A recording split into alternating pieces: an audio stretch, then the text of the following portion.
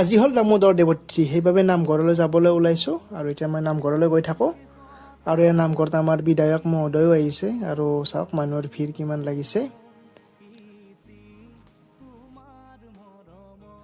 আৰু লগতে ৰাইজৰ বাবে প্ৰসাদ পেকিং কৰি থকা হৈছে আৰু এই প্ৰসাদবোৰ সকলোকে দিয়া হ'ব।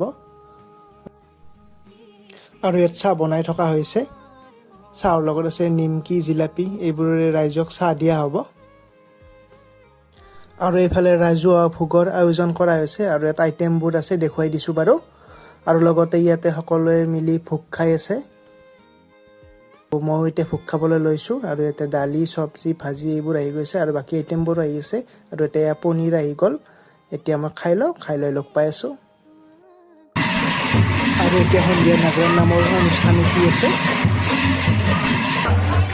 আৰু অৱশেষত বৰষুণো ষ্টাৰ্ট হৈ গ'ল।